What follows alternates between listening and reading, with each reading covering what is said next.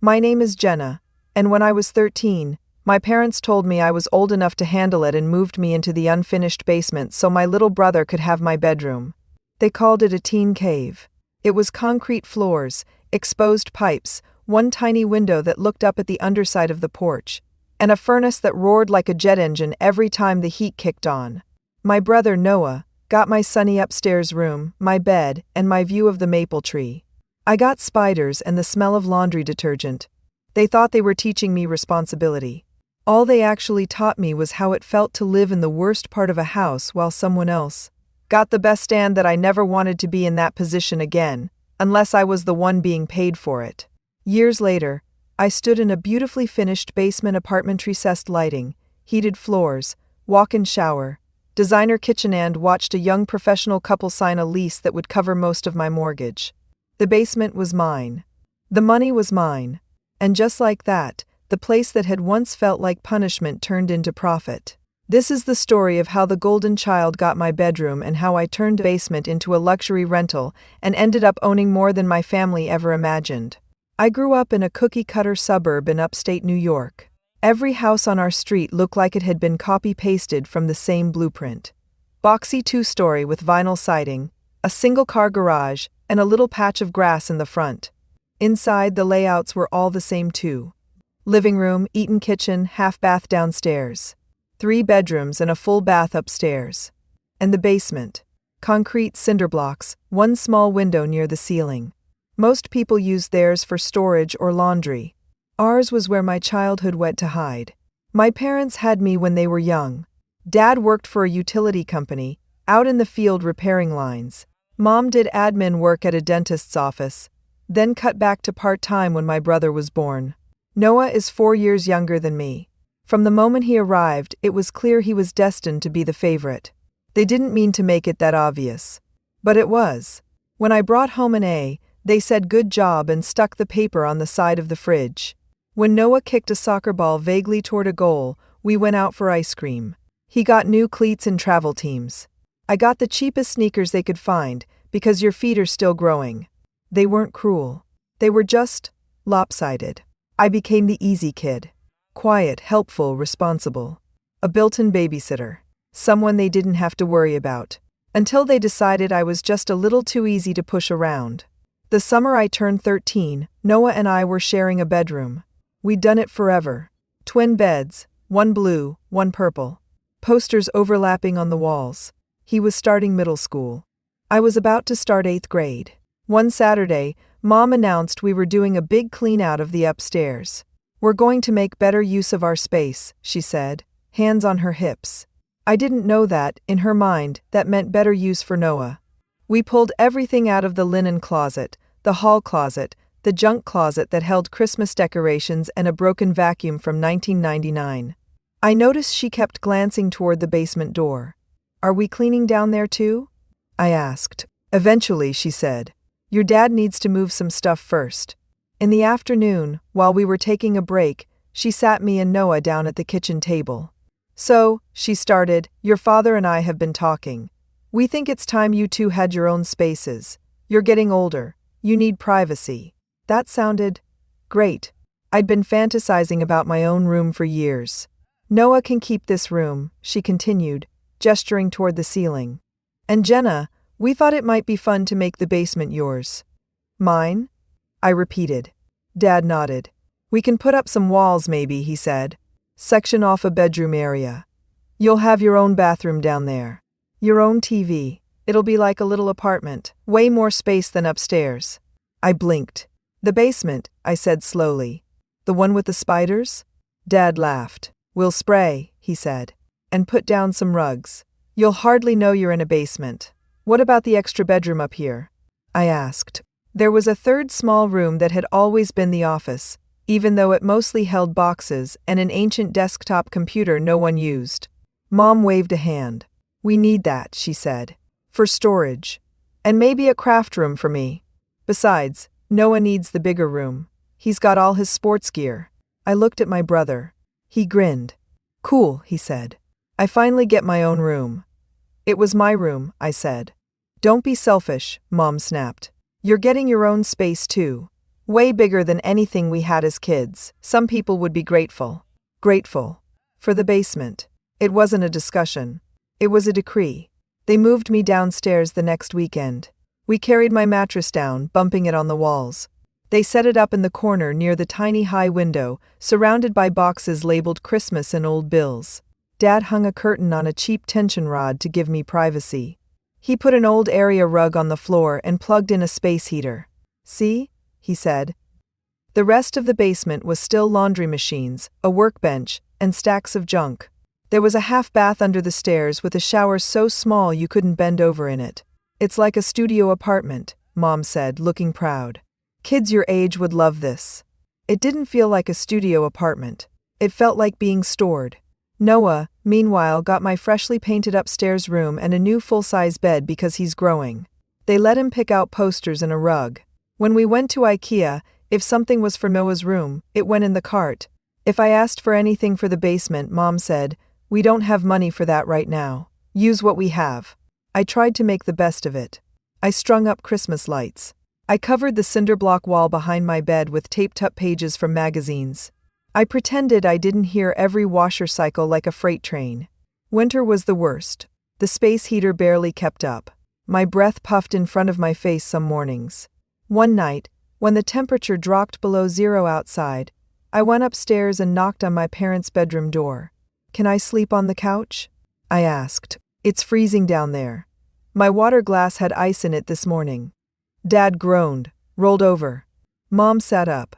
"You have a heater," she said. "You'll be fine. Put on another sweatshirt." "I'm wearing 3, I said. She sighed. "Fine," she said. "But this is temporary. You can't just run upstairs every time you're uncomfortable. Learning to deal with less than perfect conditions builds character." That line stuck with me. Less than perfect conditions build character. Apparently, my character needed a lot of building. Noah's? Not so much. The unfairness went way beyond real estate. When Noah forgot his homework, Mom drove it to school. When I forgot mine once, she said, "This will teach you to be organized." When Noah wanted to quit band, she said, "Follow your heart, sweetie." When I wanted to quit soccer to focus on science club, she said, "Colleges want well-rounded students. Don't make things harder for yourself." He got an allowance for cleaning his room. I got told that chores are part of living here. At 14, I got a part-time job at the library shelving books. Most of my paychecks went to things they said were extras I should handle. Clothes that weren't from the clearance bin, school trips, phone bill. When I turned 16 and wanted to buy a cheap used car so I didn't have to beg for rides from Dad, they said, "If you can save up and pay your own insurance, we'll talk." I started saving. Then Mom came down to the basement one night holding a stack of bills. "Your father and I have been going over the budget," she said. "Gas, electric, water, it's all getting more expensive. Since you're working now and basically have your own apartment down here, it's time you started contributing." "Contributing how?" I asked. $50 a month, she said. "It's not much, but it will teach you about paying for your space." "50?" I repeated. "For the basement? Don't say it like that," she snapped. "This is nicer than what a lot of people have. You have your own entrance, your own bathroom. If you were renting this anywhere else, it'd be way more." I looked around at the exposed pipes and cinder blocks. I bit my tongue until I tasted blood. Noah did not pay contributing rent for his warm upstairs room. Of course he didn't. When I pointed that out, Mom said, "He's younger. When he's your age, we'll ask the same of him." Spoiler, they never did. If there's a theme to my teenage years, it's that every time something unfair happened, my parents told me it was either building character or preparing me for the real world. Apparently, the real world involved getting the short end of the stick over and over. So I learned. Not the lesson they thought. I didn't learn to accept it. I learned to outgrow it. When I wasn't at school or the library, I was online, researching. Scholarships. Careers. Anything that looked like a way out. Real estate popped up more than once. I read forum posts about people who bought rundown houses, fixed them, and rented them out. The numbers fascinated me. Rooms and basements and garages weren't just places to sleep or pile boxes, they were income streams. If you owned them. If you didn't, you were the one paying someone else's mortgage. The idea lodged itself in my brain. I might not have money now. But one day, I wanted to be the one writing leases, not begging for fairness. I graduated high school with good grades, a handful of scholarships, and exactly zero help from my parents beyond signing the FAFSA. When we sat down to talk about college, Mom said, "We wish we could do more, but things are tight. You'll have to take loans and maybe commute from home. At least you have your own space down there." Down there. Noah, then 14, sprawled on the couch upstairs, playing video games in his warm room. Had no idea we were talking about life-changing decisions in the kitchen. I had been accepted to a decent state college about 40 minutes away. Too far to commute daily without losing my mind.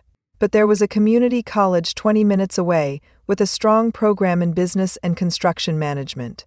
If I did 2 years there and transferred, I could maybe afford it. I chose the slow route. 2 years at community, living in the basement. Then a transfer to the state college, renting a tiny room with 3 roommates. I worked all the way through. Campus copy shop. Weekend shifts at a hardware store, where I learned the difference between a joist and a stud and listened to contractors complain about inspectors. I didn't have a social life. I didn't go on spring break. I didn't join a sorority. I stacked experience instead. Internships with a property management company. Volunteering with Habitat for Humanity. Free labor on small renovation projects, just for the chance to see how things were built, and more importantly, how they were financed. I watched owners walk through sites, pointing and deciding. I wanted that. At 22, degree in hand, I landed an entry-level job at a property management company that specialized in small multifamily buildings. It was mostly paperwork and tenant complaints at first. Clogged drains, noisy neighbors, rent checks that must have gotten lost in the mail. But I paid attention. The owners I worked for weren't geniuses. They were just consistent. They bought ugly buildings in decent areas, fixed what mattered, rented the units at fair market prices, managed the numbers. Basements came up a lot. "Can we turn this into a legal unit?" they'd ask, shining flashlights at low ceilings and exposed wires. "Can we add a bathroom down here? What's the code say about egress windows?" The answer was often no. Ceilings too low. No second exit. Waterproofing issues. But sometimes, with the right work, the answer could be yes. And when it was yes, the numbers jumped. A 3-unit house becoming a 4-unit. A single family adding an accessory dwelling unit. More rent without buying more land. I thought about my parents' basement a lot. All the times they'd told me it was basically an apartment. They had no idea how much value they were sitting on or how badly they'd treated the girl they stuck down there to build character. I started running my own numbers on the side. Nothing fancy. Just back-of-the-envelope calculations. How much would it cost to make a basement habitable, really habitable, not throw your kid down there with a space heater habitable? What kind of rent could a nice basement apartment pull in? I saved. Slowly. Painfully. Every raise, every bonus, every freelance project I took on designing flyers for local landlords. By 26, I had a small cushion. Not enough for some glamorous downtown condo. Enough for a fixer-upper maybe, in a less-than-perfect neighborhood. I set up alerts on real estate sites. Waited. Watched. And then, one day, a listing popped up that made my heart stop. A house for sale on my old street. It wasn't my parents' house. It was 4 doors down. Same floor plan. Same year built. Same everything. The photos were rough. The kitchen hadn't been updated since the 80s. The basement was a horror show of water stains and bad shelving. The price, though, was shockingly low. Lower than anything else in the area. I texted the link to my friend Marco, who worked as an agent. Walkthrough? I wrote. We toured it 2 days later. The upstairs was exactly what I expected. 3 small bedrooms. 1 bath with a pink tub. Downstairs, the basement was worse than the pictures. Musty. Spiderwebs. Old paneling peeling off the walls. A single bare bulb swinging from the ceiling. "This is your childhood, huh?" Marco joked, then saw my face and sobered. "Sorry. Too soon?" "It's fine," I said. "Honestly, it's kind of perfect." "You're kidding," he said. "Jenna, this place is a money pit." "Upstairs, sure," I said. "But look at this." I walked him through my mental plan. Waterproofing. French drain. New insulation. Proper framing and drywall. Run plumbing for a real bathroom and a small, high-end kitchen. Add 2 large egress windows for light and code. The ceiling was just high enough to meet legal requirements. With the right work, this mold-smelling cave could turn into a gorgeous one-bedroom. You know what rents for around here, I said. How much could a brand new, fully furnished lower-level apartment pull in? He whistled, doing mental math. At least $1,500 a month, he said. Maybe more if you aim at traveling nurses or corporate clients. And the mortgage on this place? I asked. With your down payment? Around $1,900, he said. I nodded. One nice basement tenant almost covers the whole thing, I said. He gave me a slow, impressed look. You're serious, he said. Completely, I said. We put in an offer that afternoon. There was some back and forth. The seller had inherited it and just wanted it gone. Within a few weeks, I sat at a closing table, signed a stack of papers, and walked out with keys to a slightly sad house and a gloriously ugly basement. I drove straight to the property after work, unlocked the front door, and walked through to the basement stairs. The smell hit me first. Damp. Old cardboard. I took a deep breath. This time, I said out loud, you work for me. The renovation was the hardest project I'd ever done. I hired a good general contractor, but I was there constantly, learning and making decisions. We gutted the entire basement down to the bare concrete. No more old paneling. No more cobwebs. Just a blank slate. We installed a proper perimeter drain and sump pump. Had the walls sealed and insulated.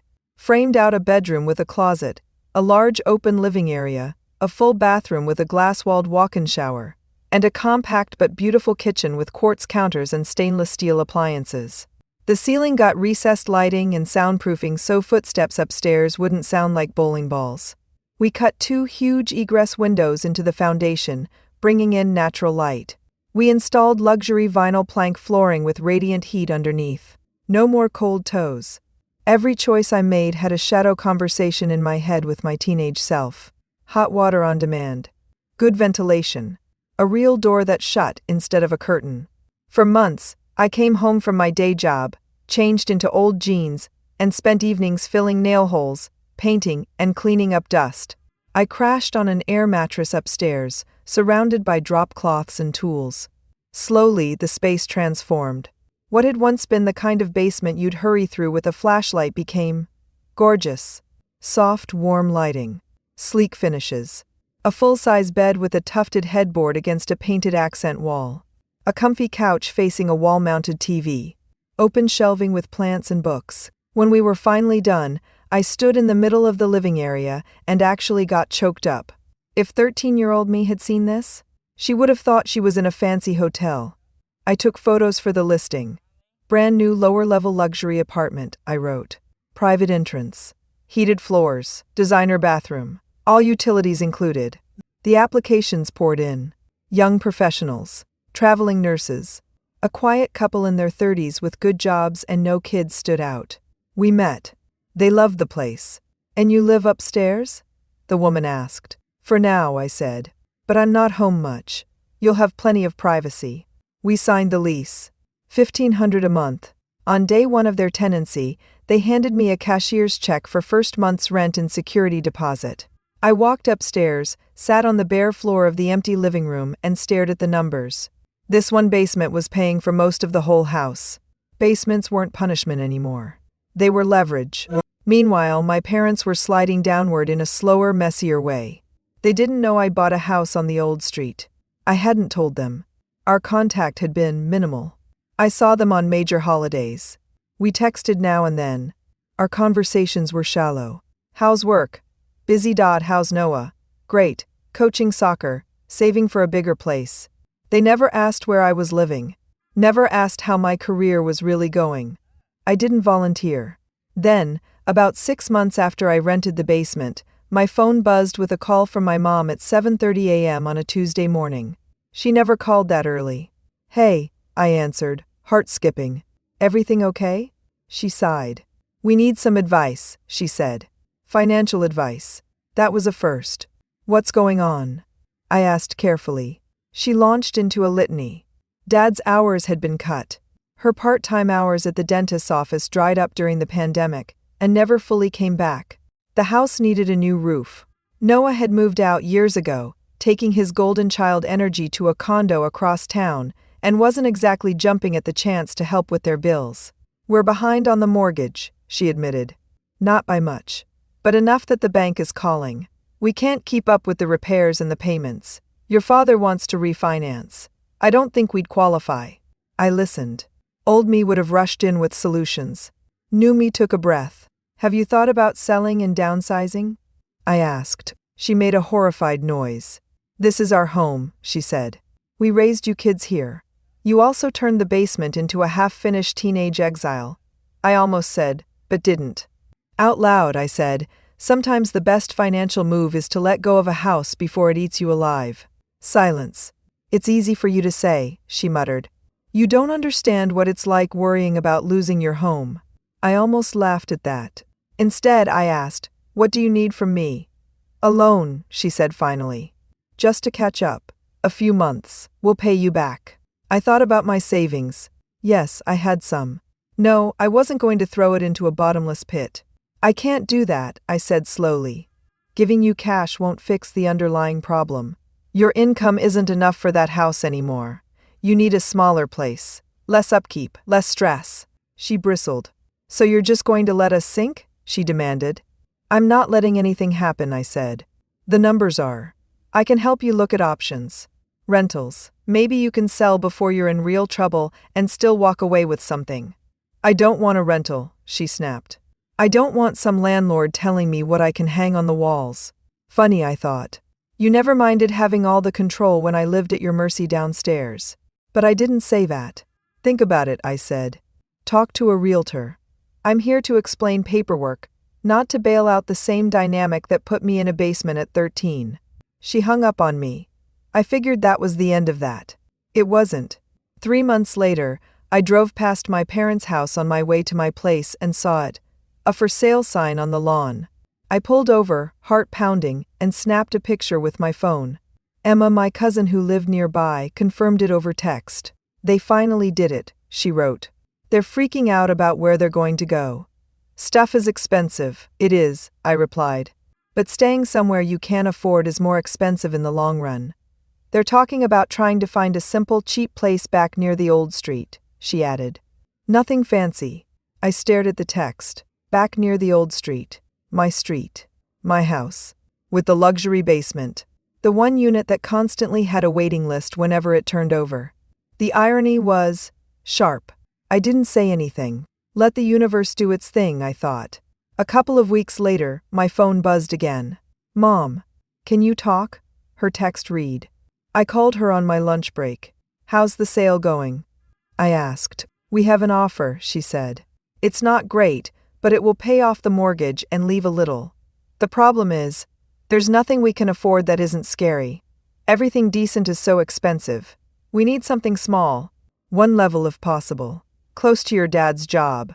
I was wondering, she trailed off. "Wondering what?" I prompted. "Do you know of anything?" she asked. "Any cheap places? You work with rentals. Maybe you know a landlord who'd cut us a deal for long-term tenants." I considered all the landlords I knew. Some were decent. Some were sharks. I thought about the house I owned. The upstairs was still barely touch-told but clean, with 3 bedrooms and 1 bath. The basement? High-end. In demand.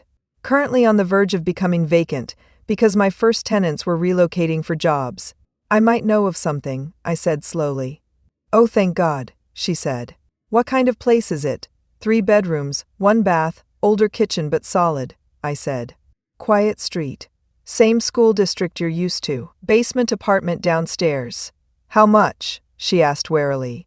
I named a number slightly below market for the upstairs unit. Still more than they were used to paying in mortgage. Less than what random landlords were asking. She let out a breath. "That's actually not terrible," she said. "Do you think the landlord would work with us? We're not high risk. We've owned for years. We just can't anymore." "I think the landlord would be interested," I said. "You'd have to fill out an application. Standard stuff. Income, references. No special treatment." "Of course," she said. "We're not asking for favors." I almost choked. We can look at it? She asked. This weekend? Saturday afternoon, I said. I'll meet you there. I gave her the address. There was a beat of silence. Wait, she said. That's on Oakview. Isn't that where you grew up? Yes, I said. She hesitated. Is that going to be weird? She asked. For who? I replied. Saturday came. I prepped the upstairs unit a quick vacuum, opened the curtains, made sure everything looked presentable but not staged. When my parents pulled up, I watched from the window as they got out of their car and looked around, nostalgia flickering over their faces. This street hasn't changed, Dad said. Mom's gaze slid toward my childhood house, now sporting fresh paint and a different family's minivan. Maybe a little, she said. They walked up my front path. I opened the door. Mom blinked. You? She said. You're showing it? I manage it, I said. Come in. They stepped inside, looking around at the familiar floor plan. Living room. Kitchen. Hallway to the bedrooms. It's nice, Mom said, sounding surprised. Old but well kept, Dad agreed. Feels like home. I showed them the bedrooms. The largest one, the one that mirrored my old golden child brother's room, still had sunlight streaming in the window. Mom smiled wistfully. Remember when we moved you kids in together? She said. That was a nightmare. Some of us remember being moved out, I said. She winced. They liked the house. Of course they did. It was the closest thing to what they'd lost without being exactly the same. After we'd done the upstairs tour, Mom gestured toward the basement door. What's downstairs? She asked. Storage? Another unit, I said. A separate apartment. She frowned. In the basement, she said. Is it even legal? Yes, I said. Fully permitted. Egress windows, separate entrance, its own address. I live upstairs and I know code. I wasn't going to do a Jenna Cave situation to anyone else. Dad chuckled nervously. That's what you called it? He asked. The Jenna Cave? Among other things, I said. We don't need to see that, Mom said quickly. We wouldn't be living down there. You should still understand the property, I said. You'll share utilities, parking, outdoor space. Come on. I led them down the stairs. Every time I walked into that basement, I felt a weird mix of pride and ghost vomit from my childhood. They stepped off the bottom stair and stopped. Oh, Mom said softly. It didn't look anything like the dingy dungeon they'd sent me to as a teen. Warm recessed lights, soft neutral paint, big windows pouring in sunlight from wells lined with stone. The open living area flowed into a sleek little kitchen. The bedroom, visible through a wide doorway, had a queen bed with a crisp white duvet and a plush rug. The bathroom gleamed with white tile and a glass shower. This is in a basement? Dad asked. Yes, I said. This is what a real basement apartment looks like. Insulated, heated floors, legal windows, no exposed wires, no ductwork over your head. He walked around slowly, touching the counter, the wall, the frame around the window. Mom's expression was complicated. It's nicer than our old house, she muttered. It's nicer than my old room, I said. By a lot. Silence. Finally, Dad cleared his throat. And someone lives down here now? He asked. A young couple, I said. They're moving out next month. Mom turned to me sharply. What are they paying? She asked. $1,500, I said. Plus a little extra for parking. Her jaw dropped. For this? She said. For a private, fully furnished, high-end apartment, all utilities included, in a safe neighborhood, I said. Yes. That's actually below what similar places go for in the city. She looked stunned. All these years, she said. We never thought the basement could be worth anything. That's obvious, I said. I waited a beat. Then I added, but it was. We went back upstairs to talk numbers. I laid it all out. Rent, utilities split, rules about noise, smoking, pets. The landlord expects on-time payments, I said. Late fees after the grace period. Standard stuff. Dad nodded. That's fair, he said. Mom chewed her lip. And if we fall behind? She asked. Just a little? While we're adjusting. Then you need to call the landlord immediately and work it out, I said. Otherwise, you get the same 3-day notice as anyone else. She looked hurt. You do that to us? She asked. Evict your own parents? I met her eyes. I'm not your landlord, I said. Oakview Properties LLC is. I manage it. I treat every tenant the same. That's the only way this works. She folded her arms. Who even owns this place? She demanded. Some rich guy? I took a breath. Me, I said.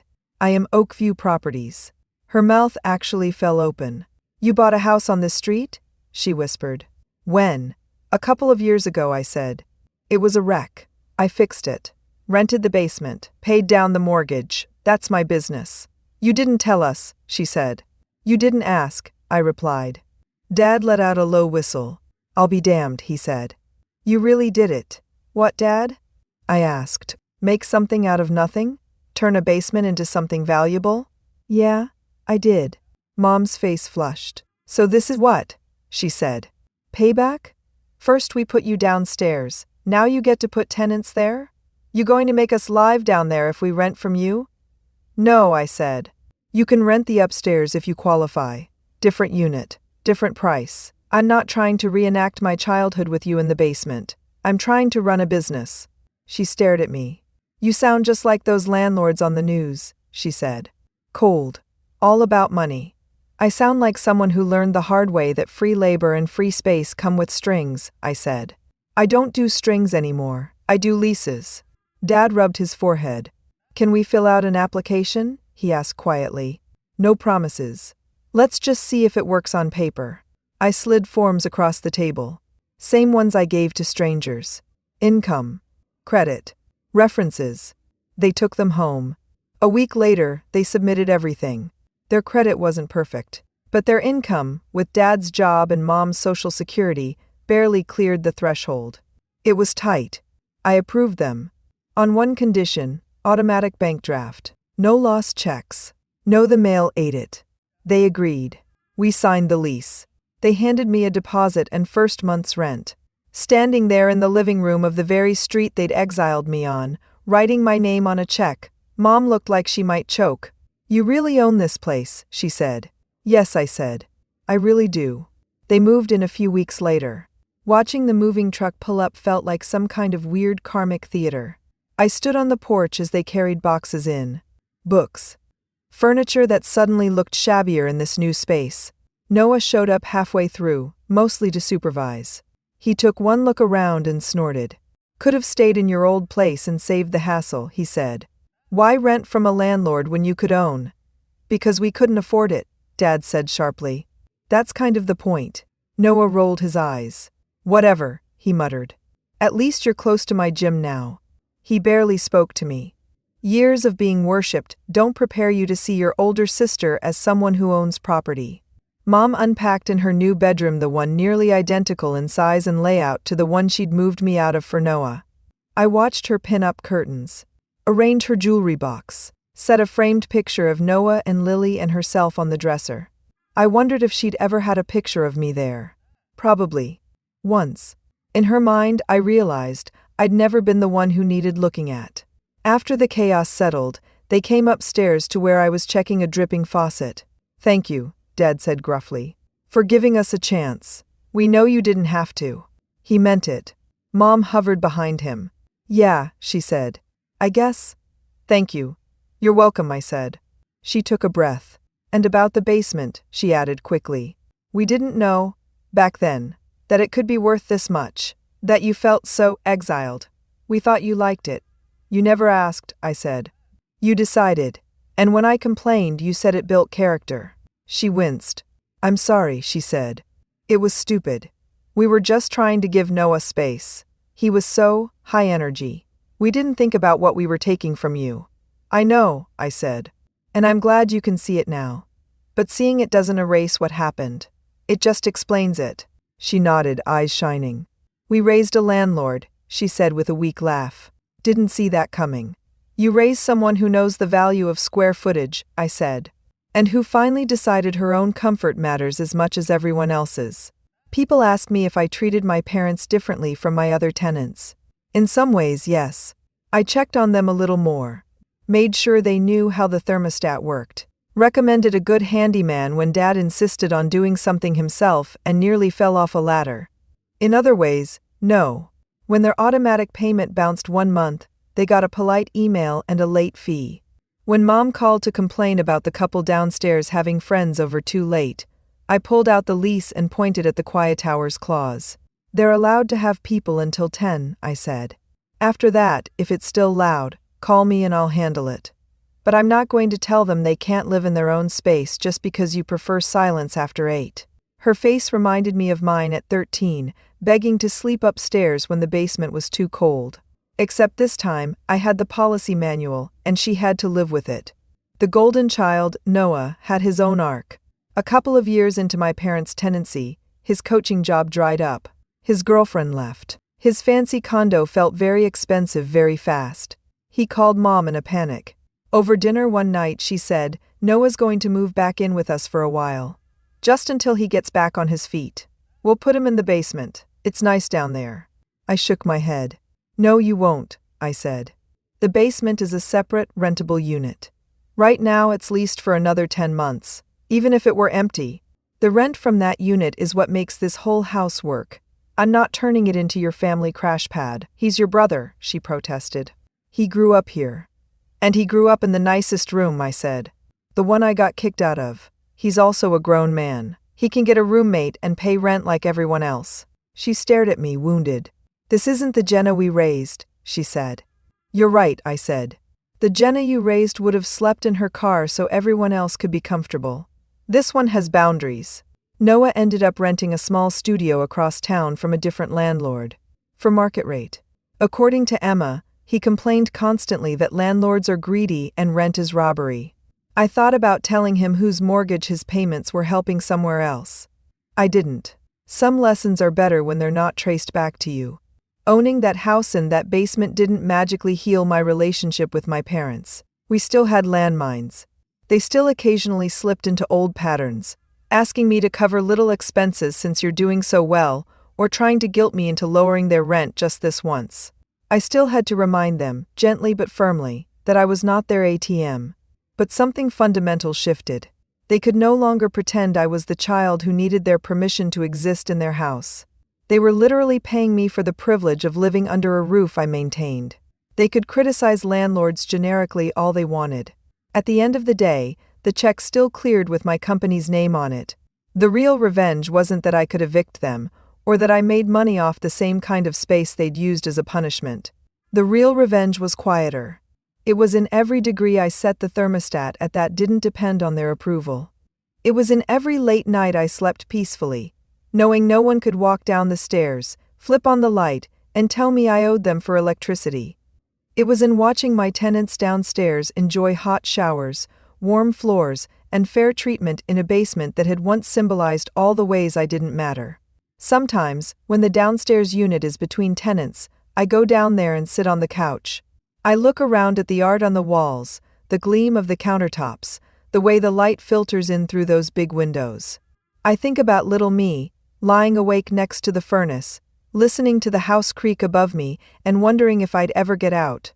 If I could talk to her now, I'd tell her this. One day, you're not going to be the kid sleeping in the worst room because someone else needs the good one more. One day, you're going to own the whole house. And when someone asks who gets the basement, you'll smile and say, whoever can afford it.